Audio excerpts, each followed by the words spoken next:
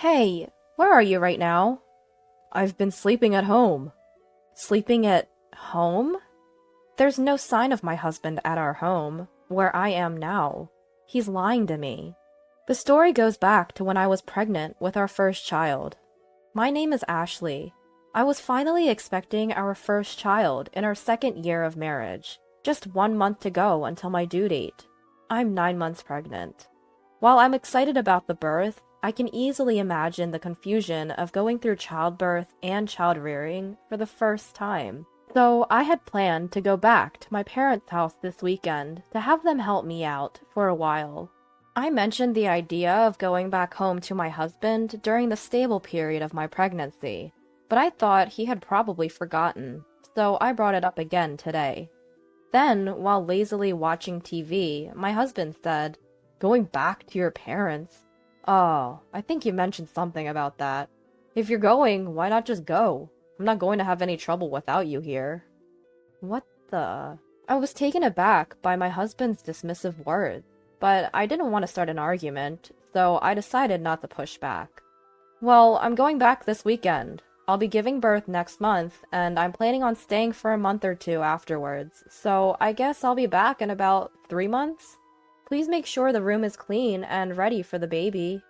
All right. I would have done it anyway. Oh, and I can't see you off this weekend because I have to work. Oh, all right. I had hoped at least he would accompany me to the station, but that hope was quickly crushed. I knew he was a workaholic. He often goes to work even on weekends, always seeming busy. But I wish he could spare a thought for how difficult it's going to be for me, heavily pregnant and carrying a lot of luggage, to navigate the trains. And while I understand that he's busy, I do get lonely sometimes. I don't want our baby, who will be born soon, to feel lonely.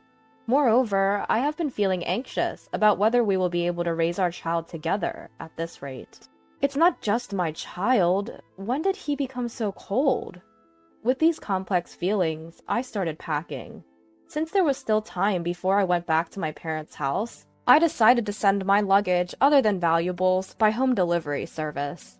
I, who had been hoping to welcome the baby to a clean house, had cleaned from corner to corner when I started maternity leave a little early. They say that women develop a nesting instinct when they become pregnant. I had prepared a baby bed and secured a space for the baby, and I was excited about starting a new life as a family of 3 when I came back in 2.5 months. But my sloppy husband kept dirtying the places I had cleaned. Maybe I was the one to blame for cleaning too early, but regardless, he seemed to have not lost his sense of living alone at all. He would leave half-drunk bottles of drinks scattered around and left cardboard boxes used for packaging the stuff he bought online, opened and left unattended. Come to think of it, I realized that I had never seen my husband cooking or cleaning since we got married.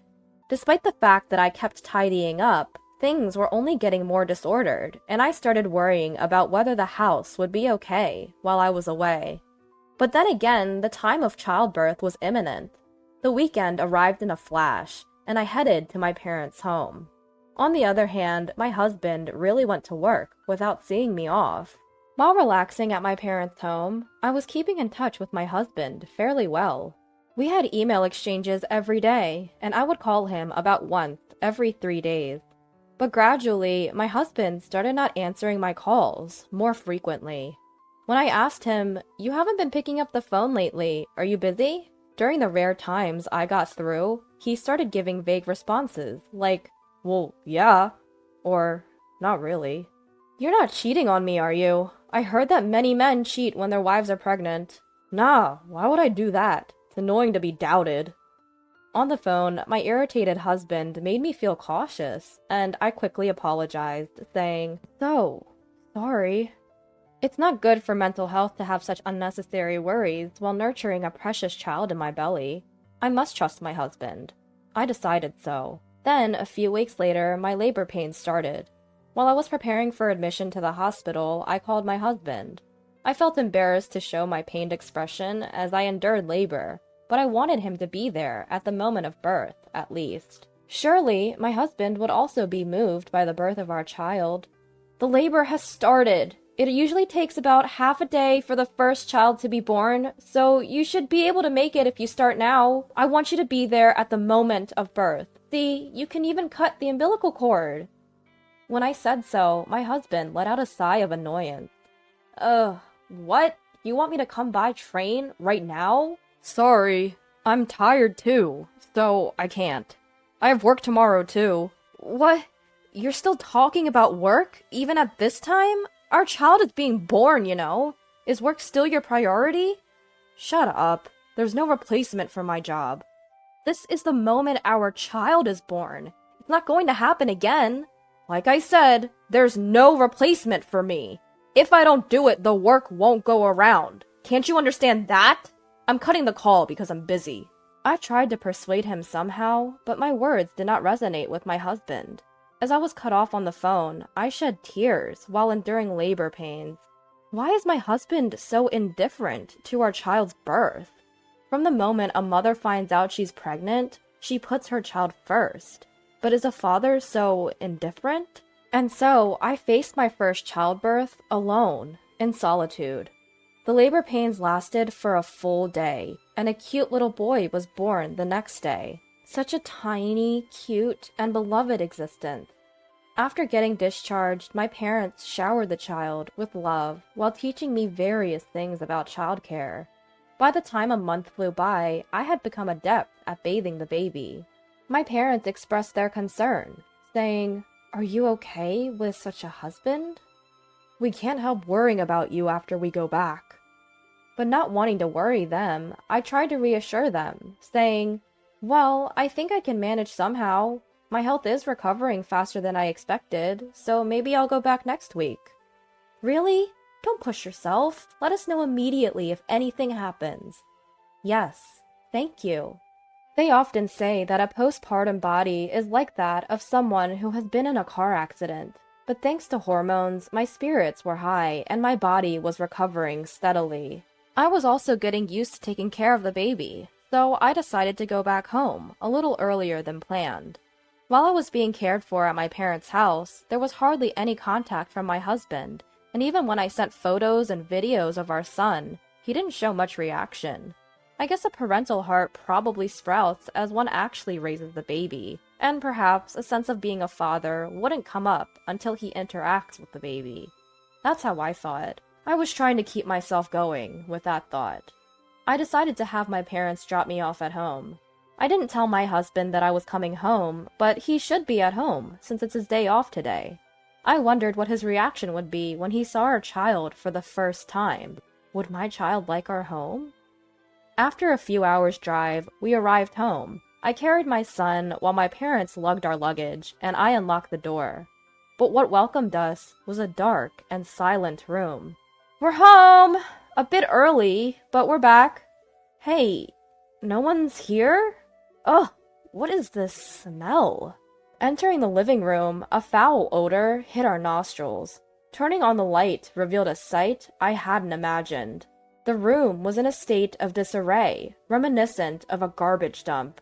Dirty dishes and half-eaten pizza were stuffed in the sink. Clothes and food and drink trash scattered about. Half-drunk juice had mold floating in it, emitting a strong odor. The table was covered in stains and dirt. The shower room and sink were filled with black mold. The toilet was dirty and stunk.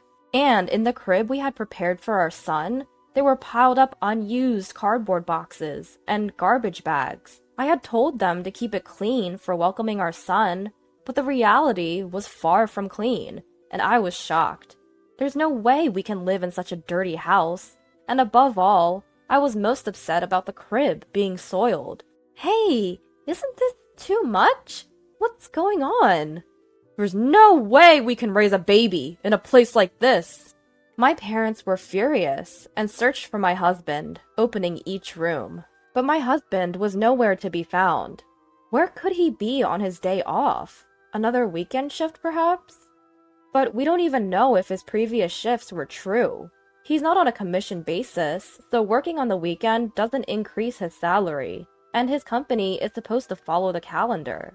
I had honestly been doubting him always disappearing on the weekends. Let's try calling him.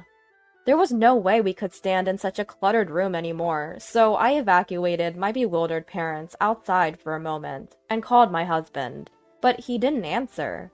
Finally, my husband answered the phone when I called for the third time. "Hey, where are you now?" "I was sleeping at home. Why?" "At home?" We had searched the whole house, but neither my parents nor I had seen my husband. Could he possibly be buried in a mountain of trash? But we couldn't feel any human presence, and his tone didn't sound like he had just woken up. Then I heard a woman's voice over the phone. I couldn't make out what she was saying, but it was definitely a woman's voice. At that moment, I realized everything. This man, he's cheating on me. I can't believe he would cheat on me while neglecting our child. The house was a mess while we were gone. He was cheating on me, and I was furious. A father like this is unnecessary for our son. I'm fed up with a husband like this. If he likes the other woman so much, then I'll let him have her. How can you live in such a messy and rotting smelling house? Oh, I get it. Maybe a burglar came in? I need to report this to the police. Huh? You're at your parents' house, right? What are you talking about all of a sudden? My anger escalated at my confrontational husband, and I raised my voice. You're the one lying about sleeping at home, aren't you? Stop playing dumb. It's absolutely unacceptable to turn the crib into a garbage dump. I'm not coming back to this house. We're getting a divorce.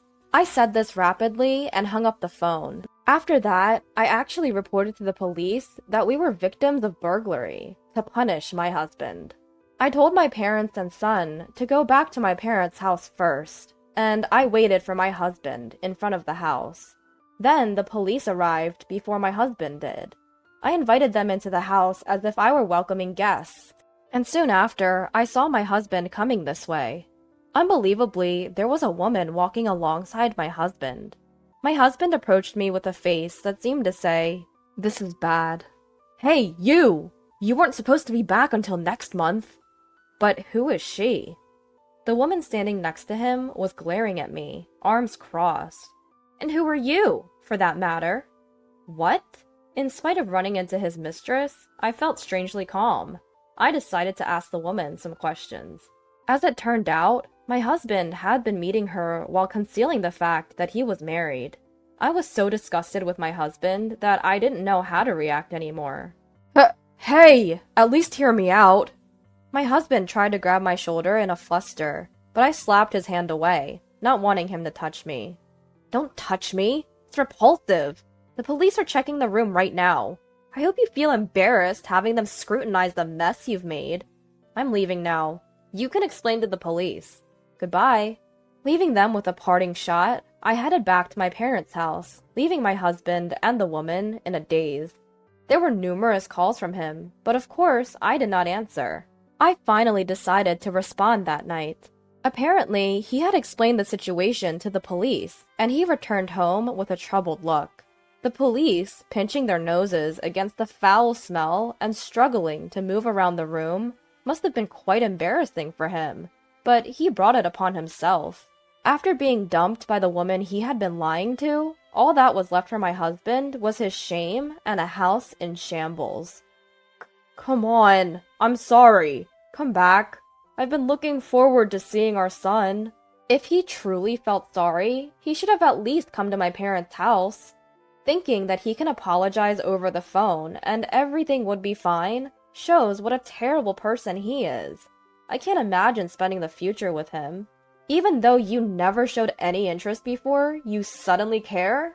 You weren't even there when I gave birth, despite me asking you to come several times. Well, I thought you knew that I would. I'll clean up the room. I can't do household chores without you. I need you. I can imagine my husband getting more desperate and breathless on the other end of the line as I continue to reject him. No matter how much you beg, it's not happening. You should have kept that woman. If you can't handle housework, have her do it for you. But that was just a fling. It was a momentary lapse. You're the only one for me, Ashley. A fling? Weren't you seeing her every time you said you had to work overtime? Well, that's, different. Uh, I pressed my husband, who was mumbling incoherently, and he confessed that he had been cheating on me with multiple women from his high school that he had reconnected with at a friend's wedding party. He's a scumbag either way. There's no point in talking. I started to feel chills listening to my husband desperately apologizing in a voice close to tears. I can't believe it. You disgust me. Were you planning to touch our son with those hands? Unthinkable. I won't do it again. I'll come to pick you up right now. I want to see you and our son. I'll prove my sincerity. Let's go home together. I couldn't believe what I was hearing from my husband's defiant voice. What is he thinking at this point? I can't trust you. There's nothing more to talk about. I'll raise our son on my own. Ashley, please, forgive. I hung up without hearing the rest of his words. The sound of the call ending echoed emptily in my ear.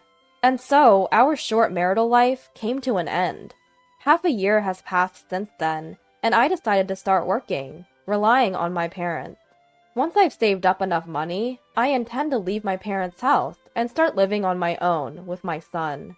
I am in the midst of divorce negotiations with my husband, mainly for the sake of alimony. Having limited experience living alone, my husband is apparently unable to manage household chores, and most of his meals are from dining out, leaving the house in disarray. However, that's no longer my concern. I will do my best, expressing my abundant love for my son. My name is Natalie. I am 28 years old, and I work as a freelancer. I met my husband when I was still working at my company. He fell in love with me at first sight because of our business relationship. He said, "I like your face." Well, I can't say I wasn't flattered, so I took him up on his offer. That is how our relationship started. My husband was very kind to me when we were dating and always tried to please me. Then, right before we got married, I quit my job. I had been busy in the company all my life, so I turned to freelancing, which I had always longed to do. Well, I learned later that freelancers are busy too. I thought that freelancing from home would be better for me because I would be able to watch over my child and keep them close by my side when he or she was born. But my mother-in-law didn't seem very amused with the idea. She complained about the fact that I never worked outside the home. Every time I went back to my in-laws' house, she would ignore me. But my father-in-law, Alex, he was on my side. "You have to be a very capable person to earn money from home. Natalie must be very talented. You graduated from a good university and worked for a major company when you entered the workforce. Even if you say that, it's lazy of her to stay at home all the time while I'm still working part-time." Well, I wouldn't say that. You work hard, don't you, Natalie? Of course. I mean, I don't know if I'm the best or not, but I'm doing the best that I can. What is that supposed to mean? Apparently, my mother-in-law was offended by his praise of me. My mother-in-law was scowling. My husband, who was standing beside her, was absorbed in playing a game on his smartphone the whole time. My mother-in-law was talking to my husband in a cat-like voice. "My Derek, why did you take a lazy person like this Natalie as your wife?" Well, what can I say? I like her face, and she can do the housework well, too. Is that so? But I don't think she is that beautiful. Well, I thought I'd have to settle for an ugly woman because no one would ever look at me like that. Oh, wow, Derek. You could have gotten a super beautiful woman, couldn't he? Well, she earns a lot of money, even working from home. Oh, if she is making that much money, then I'll ask her to buy me a new bag. While my husband and mother-in-law were talking about this, my father-in-law became angry. What have you been saying all this time? Aren't you ashamed of yourself? I don't know what's so good about a woman like Natalie. I have a high opinion of Natalie, so don't look at me. No, you don't. You won't even stand up for her. Do you enjoy listening to others talk down about her? I'm so mad at you.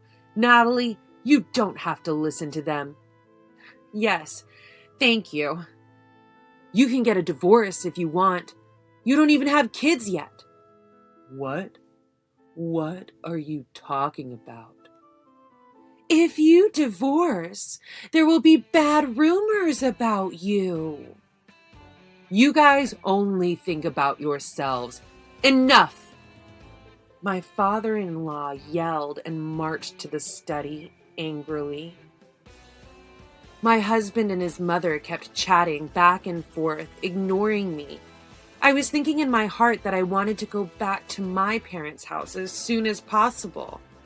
One day, I decided to tell my husband what was on my mind. Look, I'm not going to your parents' house to be ignored. She's not ignoring you. What are you being paranoid about? She is. Your mother-in-law is always complaining about my work, and she's always complaining to you about me. Are you saying you don't respect your husband's parents? That's right. Well, I don't respect your mother, just my father-in-law. Huh? Your father is always on my side, but you and your mother-in-law are always talking down about me. That's not true. You are delusional.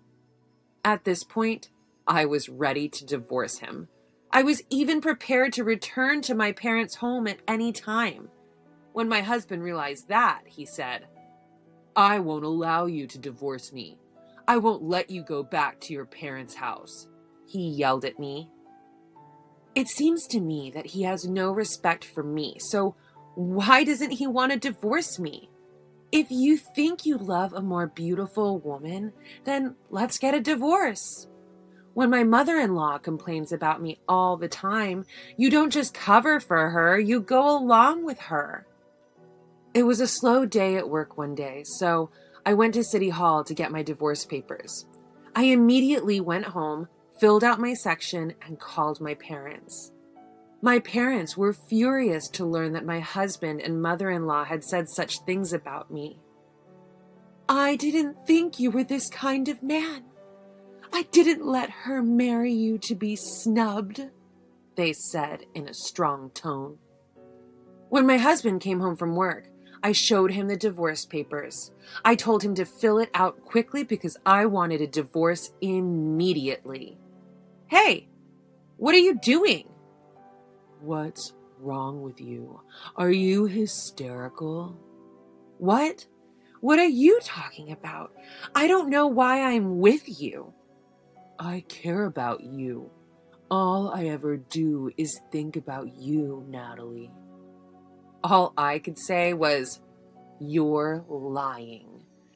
Because, in fact, my husband is cheating on me. I only realized it recently. I was brushing my teeth when I noticed he left his phone in the dressing room. I didn't want to see it, but I happened to see a message. I want to make out with you again. Your kiss was so good. It made me feel like a god. It said. To be honest, it was so creepy that I was really turned off by it. If I forwarded those messages to my phone, I would be exposed. So I took a picture of the message and airdropped it to my phone. Then I used a credit agency to investigate my husband's behavior. It seemed that my husband was seeing a young girl at work. And it wasn't just one. He was involved with several girls. He has a type. Under 30, tall and pretty in the face. He had a rotten heart. I almost lost my temper, but I thought, if I were to try giving him divorce papers now, he'll just ignore them again. So I decided to go back to my parents' house to try to mediate the divorce. One Saturday, my husband suggested that we go to my in-laws' house again. My mother-in-law just ignores me anyway, and I don't want to go. My mom wants me to come over today. Oh, really? Well, don't be like that. Just get ready. I love getting ready just to be ignored.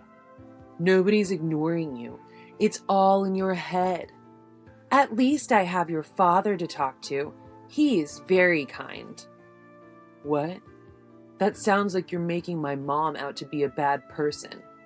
Well, I'm sorry, but that's how I feel. I remembered that my father-in-law had recently expressed an interest in blogging, so I took my laptop with me. He's not even 60, and he still seems to be unfamiliar with the idea of how to create and write a blog. If I bring my laptop, maybe I can do my work and even teach my father-in-law about blogging. When we arrive at my in-laws' house, my mother-in-law gave my husband a hug and offered him tea. Well, there was no tea for me. I laughed to myself because she was so obviously disgusted with me. Wow, so this is how you make a blog. Yes, it's easier than you think. I thought it would be more difficult. Is tagging very difficult? Well, it's easy once you get used to it. Oh, Natalie, I'm sorry for asking you all about your blog when you have work to do. No, it's fine. He brought his own laptop computer and seemed to be trying to get started creating his blog right away. I went on with my work while watching him. My mother-in-law looked at me sideways and said, I can do that kind of thing myself. It's just a simple job of typing. That was sarcasm if I ever heard it. When I responded, she ignored me again. So I said, sarcastically, no need to be rude. After that, my husband kept insisting again and again we go to his parents' house. But I really don't want to go. It's my mother's birthday today. Oh, yeah. What's the matter with you? Let's go. I'm not going. What? I told you, I'm not going. Your father's nice, but I don't want your mother to be sarcastic with me or ignore me at every turn. What the hell? You're really out of your mind. You're the one who's crazy. What's the matter with you? You're a really lousy wife. You're the one who should go away. My husband suddenly became angry and left the house snarling. I hurriedly packed my belongings into my overnight bag. My husband wanted to get the hell out of there and left to his parents' house. Up until now, he had always interfered with my attempts to return to my parents' house, so this was my chance to leave. Does he not care about me, but doesn't want to get divorced because it would be a shame on his family? Or does he feel guilty because of the affair? Well, it doesn't matter. I'm going to get a huge alimony payment out of him. When I returned home, my parents told me that they would never let me see my in-laws again. Then, when I told them that my husband was cheating on me, they got angry and turned red. I can't believe he was such a lousy man, they cursed. After a while, my husband came home and called me. Hey, where are you? Where are you? And why is your stuff missing? Oh, I'm not going home anymore. I'm at my parents' house. What? What are you talking about? Are you stupid? Going back to your parents' house? Oh, you're the one who's stupid. Not only do you look down on me, you're cheating on me too. Well, you thought you were a good kisser? Huh! I had to pretend all these years, but ever since the first time I kissed you, I thought you were a lousy kisser. Why would you say that? I don't care. Oh, that's disgusting. I'm divorcing you already. Wait, if you do that, you'll ruin my reputation. You're so full of yourself, aren't you? A few hours after I hung up the phone, my husband arrived with my in-laws. When my mother-in-law was about to say something, Alex said to my father, "Sir, I'm really sorry for everything we've done. I'm sorry I couldn't help Natalie further." Hey, who do you think you are? I can't believe how stupid my wife and son have been. Stop it! Actually, I've been wanting a divorce from my wife, too, and you gave me the push I needed. What? It seems that my wife has been having an affair with the manager of the store where she worked part-time. When Alex, my father-in-law, found out about it recently, he was wondering when he was going to divorce her. My mother-in-law was in tears, begging me not to divorce her son. But then my husband and mother-in-law started to lose their tempers. They were both stunned, and my parents were also aghast. After that, my husband and I divorced. Then, Alex, my father-in-law, divorced my mother-in-law. My ex-husband and my mother-in-law were both cheating on their spouses, so they were both charged a lot of alimony. My mother-in-law is working hard for the alimony, taking more part-time jobs like when she was young. My ex-husband resigned from his job and is now looking for work. My ex-husband and mother-in-law are living together in a studio apartment. They seem to be a good match. I am in the process of looking for a good place to live while living at my parents' house. If I can find true love, I'm hopeful about getting married again.